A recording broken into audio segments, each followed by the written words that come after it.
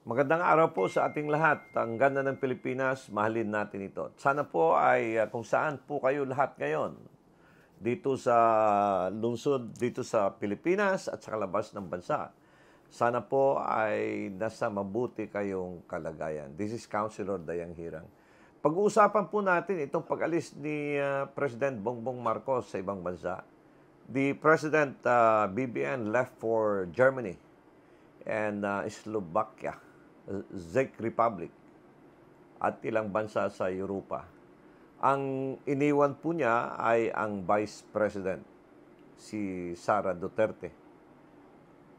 If you look at the hierarchy of governance, you have the President and the Vice President. Parang association lang din yan eh. Pag walang presidente, ang maiwan ang vice presidente. Pag walang gobernador, yung maiwan ang vice governor. But yung pag-iwan sa isang assistant carried with it the confidence na pag iniwan ko sa iyo, kaya mong magpatakbo ng buong Pilipinas. At yun ay merong elements of competency. Ibig sabihin, alam. Merong competence of honesty and trust. Pagtitiwala. Hindi po iiwan ni President Bongbong Marcos kung walang tiwala kay Vice President Duterte. So very important yung confidence and partnership between the President and the Vice President. Likewise, the Mayor and the Vice Mayor and the Governor.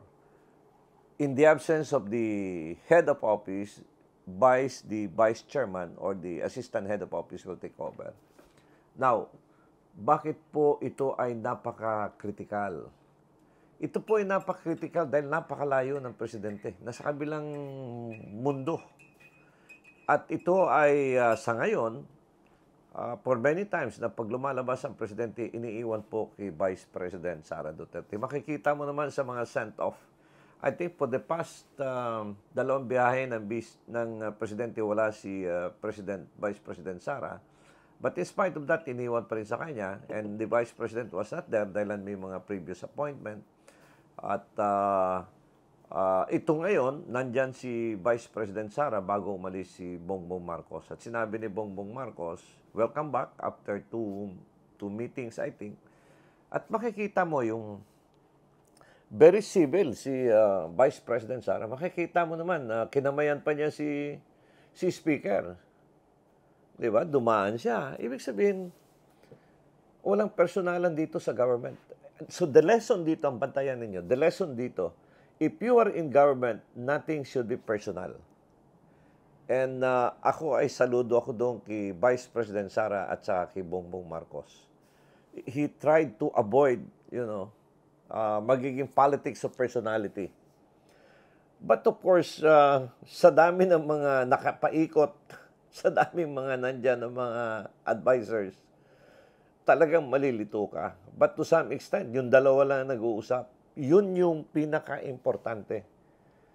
And I am very sure na yung nasa isip ni President BBM at saka ni President Sara Duterte is for the good of the majority of the Filipino people.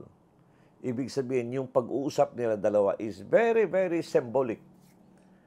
As public administration practitioner, that is very, very important. It showed to the public na our President and the Vice President, in spite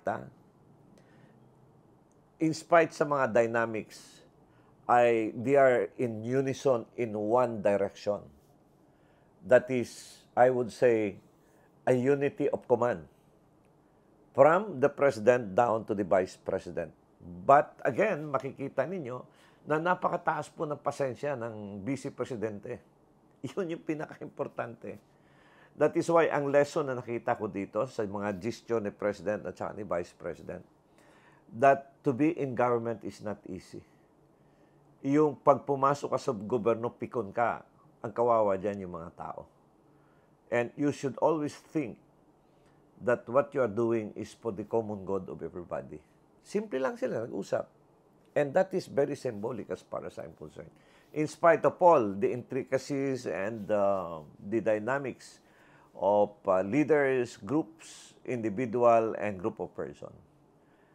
Ang ganda ng Pilipinas, tuloy po natin ang pagmamahalan. Mahalin po natin ito. Till next time, this is Counselor Danny Dayang Hira. Magandang araw po sa ating lahat. Bye.